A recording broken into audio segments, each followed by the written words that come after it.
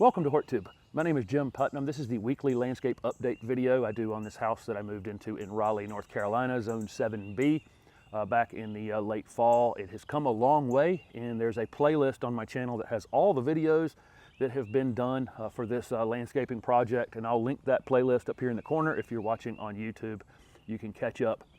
Lots of videos where I used the drone and other techniques to show how I was laying out this landscape project. Still lots of projects to go, so there's a ton of content, probably another year's worth out here of projects to do to finish this off.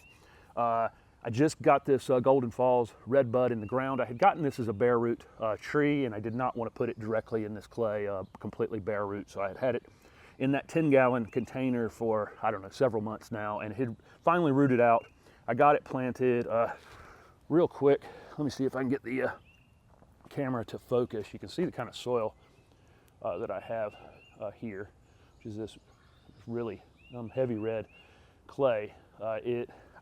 When I originally got here and started on this project, I put down over 1 inch of compost, and so that compost gets incorporated as I plant. But with that clay, I've got to leave everything mounded up, and you can see after I finish planting this, I can put this shovel right here, and you can see right here this where it has that little wobble in it. I know that I have elevated it. So, you know, if you can lay the shovel across different directions, make sure you have that little wobble in it, then you know you have a crown right where the tree is.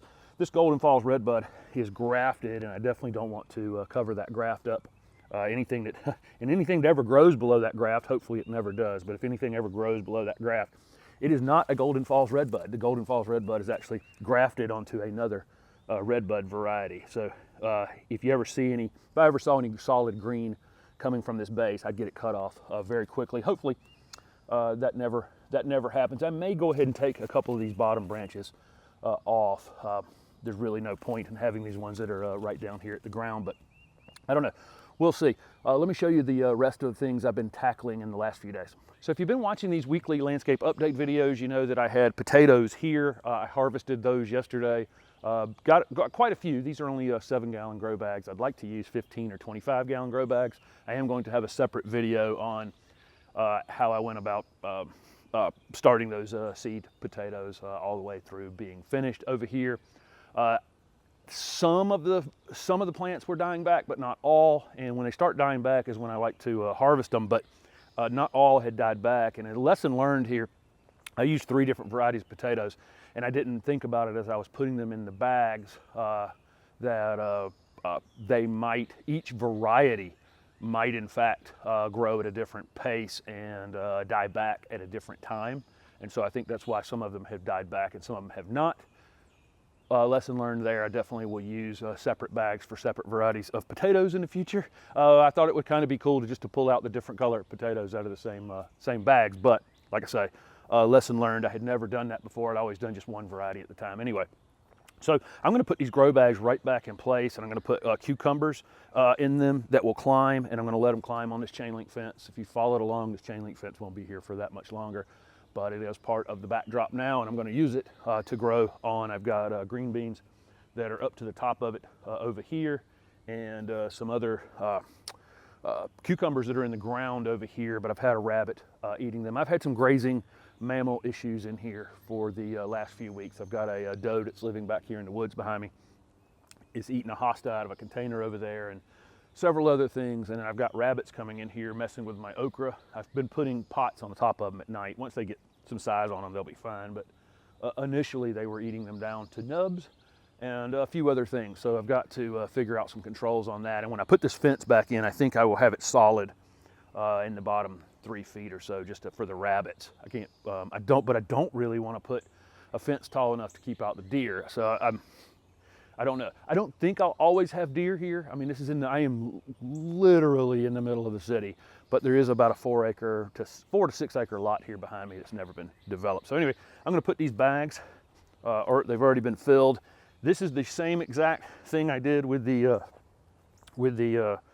potatoes. This is just pure compost. I've actually poured the compost back into the edge of the garden here for the potatoes. So it's a fairly easy process just to fill a bag with potatoes. These grow bags you can get on Amazon. They're not very much.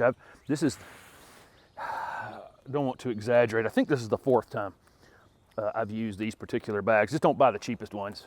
They will break down pretty quickly. These black bags, I think, are more like maybe 8 gallons or something like that. They probably called them 10 gallons, but I think I don't think it's quite 10 gallons. Those white ones, I think they called 7 gallons, but there's no way that's 7 gallons. It's probably 6 gallons or a little less, but that gives you some idea. Again, with those potatoes, I would have preferred like a 15-gallon bag, something like that. But I'll just go through and pop these cucumbers. I'm gonna go back toward the back of the bag a little bit with it, just so that I can get it grabbed onto the fence pretty quickly. Those 6 are going in here. I'm not even gonna bother fertilizing this pure compost cucumber planting. So I've been waiting what feels like forever to harvest the seed from the arugula and kale and lettuce varieties that I had in the garden here. The lettuces are just blooming now. It's really crazy how far into the summer we are. We've just been such a cool, long spring. I've actually continued to get lettuce out of here, even as it looks like this. They're a little bitter now, but it's still better than the grocery store lettuce, and for the most part. I'm going to go ahead. The arugula and kale varieties that I have in here, the seed is ready to harvest. In fact, because I was out of town a little while, some of it's a little late, some of it's already started to open, but I don't need that many seed anyway. But I'll go through and take this plant right here. This arugula has laid over like this. I'll come through here and cut these seed heads off just like this and lay them into a tote just like this. Okay, and then I'll let them dry out. I can already see the seed coming out of here. But I'll give them a week to dry out a little bit more, and then I'll thresh them and get this seed out of here. I'll show you that next week. But this is gonna allow me to at least go ahead and take out the arugula and kale. Those varieties will just be mixed for me. The red lettuces and other lettuce varieties in here, I've left at least 1 or 2 of each one, and I'll keep those separate. Here's another arugula variety here, but it's just absolutely loaded with seeds. But again, I'm just going to lay them in here in an orderly fashion, let them dry out for a week, and this seed will be super easy to collect. I'll show you how I collect it, clean it, store it in next week's video. But it's pretty easy. I will use a couple different bins and I'll leave them out so they get good air movement around them. I won't cram it down in there. I don't want it to start to heat up or compost or anything like that. But here's another, this is kale over here. Some of the seed is actually already opened up and popped out. But again, I don't need that much. I just need some of each. I'm going to give you a quick walkthrough of the vegetable garden space that's over here. This is my first year working in this space, and of course you'll learn a lot every year. And then I'll swing around over here and show you some of the plants that I have that are going in the ground here in the next couple of weeks. There's big changes happening to the storage building as well. I've got some window boxes and tools I'm hanging on the wall over there, and I've got a grapevine that's going on the corner, and it's going to be grown across 2 sides of it. So lots of changes coming to that building over the next couple of weeks. This is the seed that I cut off of those. I cut off of the arugula and the kale in the garden. Like I say, I'll just leave this fluffed up, let it dry out. I'm going to put it on the porch and just let it dry out, and then it comes out of those. It comes out super easy. All I got to do is kind of smack it on the side of that container, and then blow out anything that's not a seed out of there. And you can see I'm so ready to have that. I'm so ready to have that cleaned up. Some of it can now be cleaned up. I can take everything out other than the red and leaf lettuces over there now, and get that cleaned up. Tomatoes took off big time while I was gone on the Gulf Coast. I was gone for about 10 days. lost control of them a little bit. I have come back in and done some work over here, but I haven't caught completely up. I'm absolutely loaded with tomatoes everywhere, and lots of flowers. So the tomatoes are definitely going to be a success over here. You can see I've got clusters absolutely everywhere. If you stare at it long enough, there'll be no shortage of tomatoes. We can go in on these, all on these as well. You can see them just throughout. There's actually some down here at the bottom that are almost matured. My peppers have been slower just because it's been cool. I do have one bell on that one right there that is coming along. It's going to be small, of course, because it's a small plant. I got some weeding to do out here as well. These are dahlias that were done from seed and have been blooming like crazy. There's a white one that's in decline, but lots more flowers coming. Dill that is about to flower here. And I got a lot of rogue sunflowers in this yard. I've got 2 bird feeders, and then I did some in the ground as well, and it's gotten moved around somehow, but I'll take them. I just let them come up wherever they come up. And then the last 2 rows of tomatoes are looking good, but again, I got to get in here and get a little more control over them. I've got cucumbers here that are taking off. It's just 3 plants, but the ones that I put in along the fence over here, a rabbit came in and did some damage to. I've got some weeds in here, so pardon that. I haven't been here in a little while to work on it.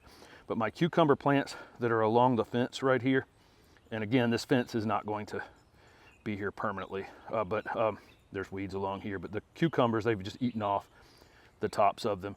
The beans were much luckier, and they have managed to get to the top of the fence. This is okra along here, and it was eaten by a rabbit for a little while. I've been putting pots over them at night, and they have recovered and are looking pretty good at this point. This is the rest of the lettuce. And you can see like this red lettuce right here starting to flower at the top, and all the others here are starting to flower, but I can go through and pull out more. Every time I collect any seed heads off of anything, I can cut that plant out. Already in here, I've got green beans that are gonna put on tripods. I went ahead and planted things in here, so as soon as this stuff's gone, it's gonna look pretty good. Like there's actually a row of peppers running right through the middle of it right there, and they look great. They would prefer to not be in the shadow of giant lettuce plants. Here's more of the dahlias that were done from seed. A beautiful yellow one, an orange one. If you follow me on Instagram, you can see all of these as they open up. I'll pan you up into here, up into this space up in here. There's just a ton of things in flower at this point, and more of the dill about to bloom. Here's another one of those dahlias right there, a pink one. But there's, like I say, there's a ton of different colors. All the containers, I did the container planting video yesterday, and they all look good. I showed off all of the ones in the front as well. And I'll spin you back around here. This space, like I said, this should have been taken care of, but other than that, I'm starting to gain control over this. If I had a nice fence in the background and had some permanent trellising here that I could grow these tomatoes and things on, this space will look terrific.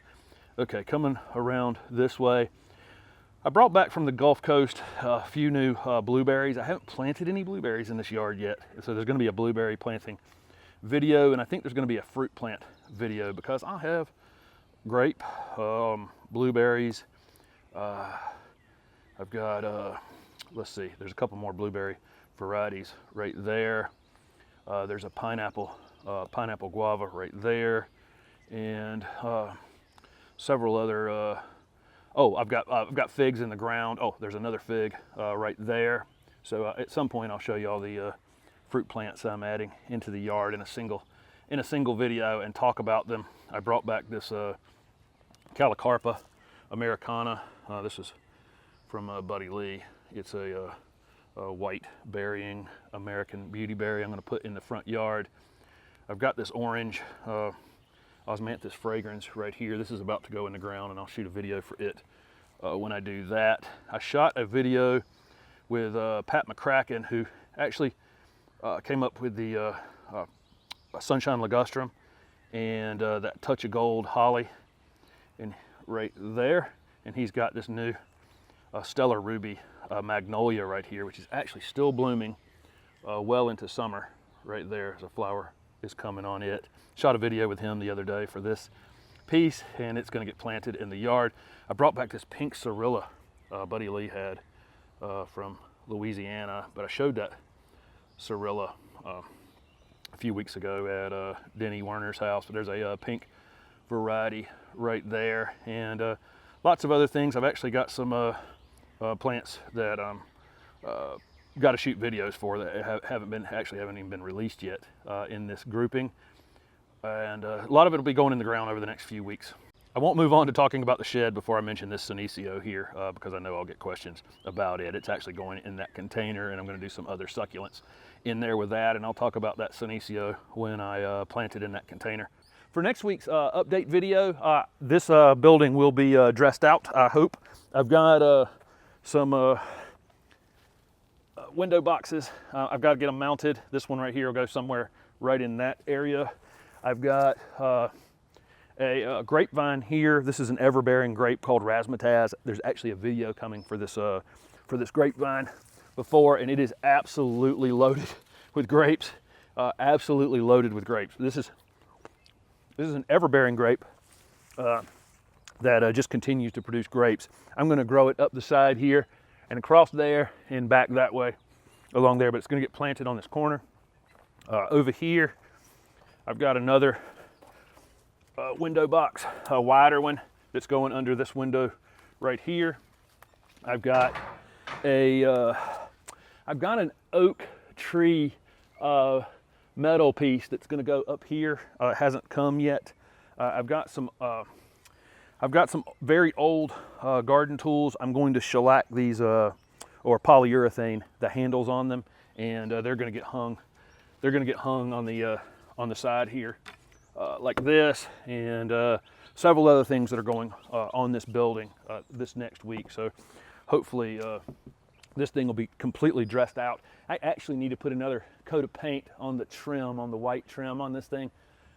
So that's actually the first step, is the white trim paint, and then these other pieces. So just a few months ago, I would put the camera really close to whatever I was shooting, and it would just be me and whatever I was doing. I didn't want any kind of wide angles, and now I can back the camera up further and further and further and show you more and more of it. While I was down on the Gulf Coast, things really took off, and there's just tons of things flowering. There are bees everywhere back here. I have hummingbirds back here. I have just tons of birds, tons of wildlife. A couple things I don't want in the chipmunks and rabbits and deer, but I'll get through those things too. No big deal. The chipmunks will be here. Nothing I can do about them, but the rest of it, I'll manage the rabbits, and I don't think the deer is a long-term issue really. Next week I'll show you some more of the things that are in flower that I haven't shown at all. Some more of the things I did from seed earlier in the season. If you've been following along. But again, slow and steady progress every week, and I think by the end of this year, this backyard will get a check mark for sure. Hopefully the good portion of the front yard will as well. This grass is in decline because it was fescue and ryegrass, and now that it's gotten hot, it doesn't look good anymore. This is eventually going to be a patio and not a turf area.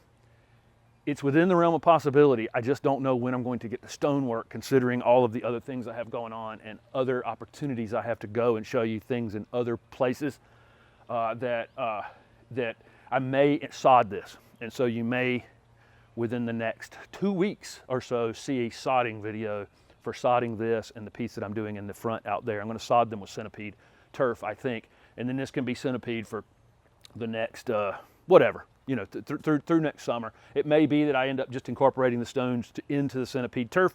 I don't know. We'll see when that takes place. But anyway, thank you very much for following these Wednesday update videos, and I'll be back with another one next week, hopefully with some really good progress on this shed, and I really need to be working on this greenhouse.